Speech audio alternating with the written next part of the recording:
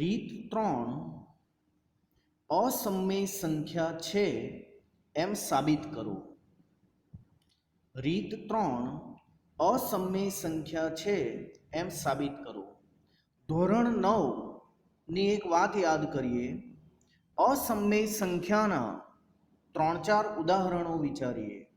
વર્ગમૂળ 2, વર્ગમૂળ 3, વર્ગમૂળ 5, વર્ગમૂળ 7 વગેરે અસમય સંખ્યાઓના ઉદાહરણ છે. વર્ગમૂળ 2, વર્ગમૂળ 3, વર્ગમૂળ 5, વર્ગમૂળ 7 વગેરે અસમય સંખ્યાઓના ઉદાહરણ છે. ધોરણ 9માં એવી વાત આવેલી, પણ ધોરણ 9માં આપણે સહજ રીતે સ્વીકારી લીધેલું કે એ અસમય સંખ્યા છે. હવે આપણે એને સાબિત કરવાની છે કે વર્ગમૂળ 2 અસમય છે એવું કેમ, વર્ગમૂળ 3 અસમય છે એવું શા માટે. બોર્ડની પરીક્ષામાં પૂછાયેલા મોસ્ટ આઈએમપી દાખલા હું તમને ચલાવું છું. એક દાખલો, બીજો દાખલો, ત્રીજો દાખલો તમે ધ્યાનથી જોતા રહેજો એટલે તમને આવડી જશે. તમારે 3-4 દાખલા સુધી ધ્યાનપૂર્વક જોવું પડશે તો જ તમને આવડશે.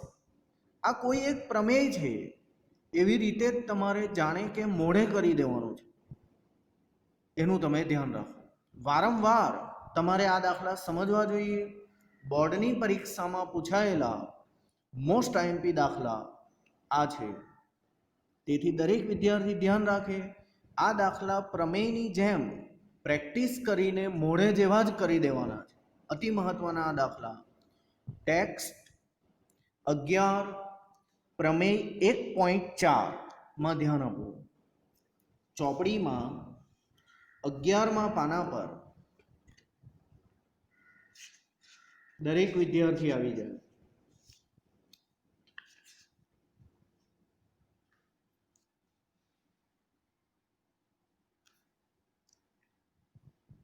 ટેક્સ્ટ 11 1.4 વર્ગમૂળ 2 એ અસમય છે એમ સાબિત કરવાનું.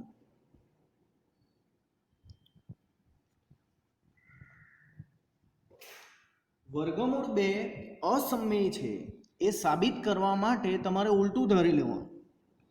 શક્ય હોય તો ધારો કે વર્ગમૂળ 2 સમય છે. સાબિત કરવાનું છે અસમય, પણ ધારીને બેસી જવાનું છે સમય. જો તમે વર્ગમૂળ 2 ને સમય કહેતા હોય તો એને અંશ છેદમાં લખી જ શકાય. માટે વર્ગમૂળ 2 બરાબર એના છેદમાં બી. ગયા વર્ષે આવું આવતું હતું, અંશ છેદમાં લખી જ શકાય એટલે કે પીના છેદમાં ક્યુ. એને બદલે અહીંયા સંકેત જરા બદલેલા છે, એના છેદમાં બી.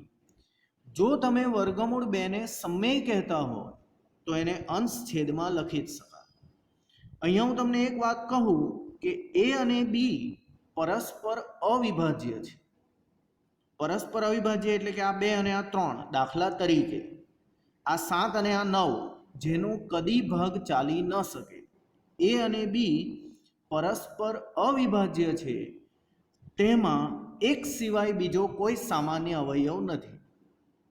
તેમાં એક સિવાય બીજો કોઈ સામાન્ય અવયવ નથી. જેમ કે 2 અને 3માં કંઈ સામાન્ય નથી, 9 અને 7માં કંઈ સામાન્ય નથી. એવી રીતે આટલું લખ્યા બાદ તરત બંને બાજુ વર્ગ લેતા, બંને બાજુ વર્ગ લેતા વર્ગમૂળ 2 નો વર્ગ, વર્ગને વર્ગમૂળ ઉડી જાય 2, એનો વર્ગ અને બીનો પણ વર્ગ, આનો પણ વર્ગ, આનો પણ વર્ગ ને આનો પણ વર્ગ. અને અહીંયા લઈ લેવાનું છે ભાગાકાર. આ બાજુ આવે તો ગુણાકાર થઈ જાય. 2b નો વર્ગ બરાબર એનો વર્ગ. ગુણાકાર આ 2 ને છેદમાં લઈ જઈ શકાય.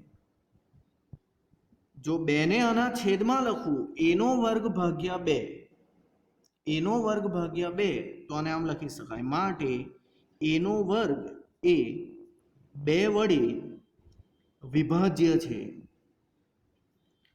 અને આગળ થિયરીમાં ચલાવ્યું કે જો સંખ્યાનો વર્ગ 2 વડે ભાગી શકાય ઓરિજિનલને પણ 2 વડે ભાગી શકાય. માટે એ 2 વડે વિભાજ્ય છે. એ 2 વડે વિભાજ્ય છે મીન્સ આની અંદર એક અવયવ 2 છે. આની અંદર એક અવયવ 2 છે. આ વાત તમે યાદ રાખી મૂકો. વાત એમ થયેલી આપણી કે આમાં ને આમાં એક સિવાય બીજો કોઈ અવયવ સામાન્ય ન હોવો જોઈએ. આમાં બગડો આવેલો છે, જોઈએ નીચે શું થાય. હવે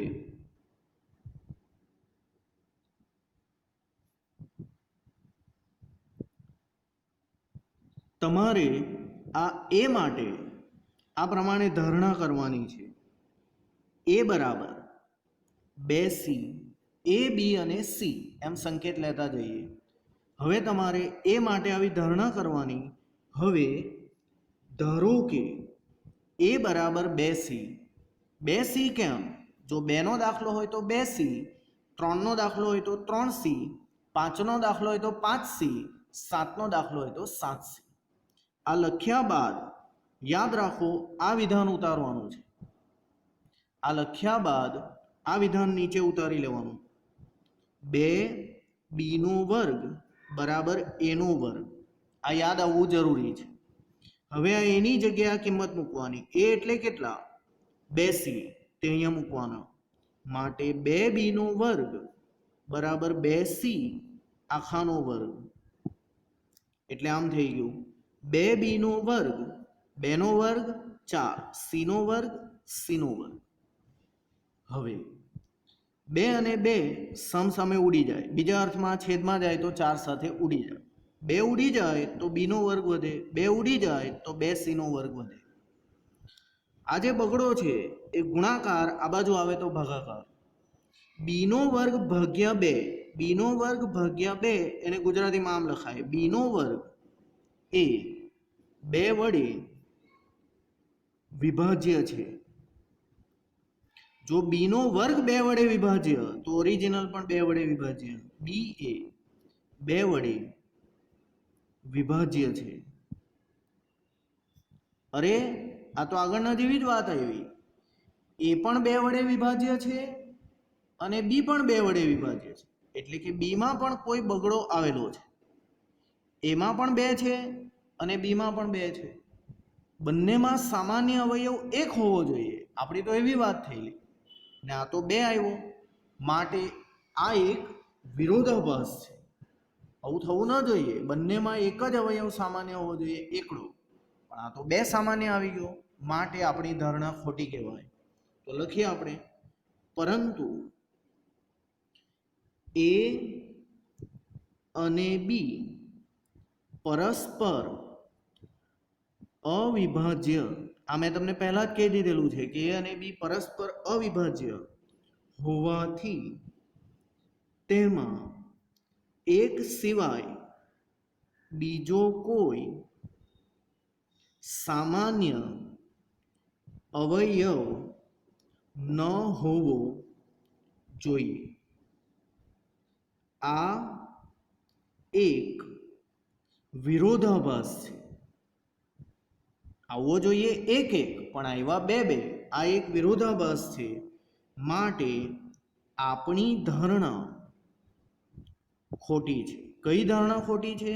કે વર્ગમૂળ 2 સમમેય છે એવું ધારીને બેસી ગયેલા, તે ખોટી છે. તો જે સમમેય નથી તે શું છે? અસમમેય. માટે વર્ગમૂળ 2 અસમમેય છે એમ સાબિત થાય છે.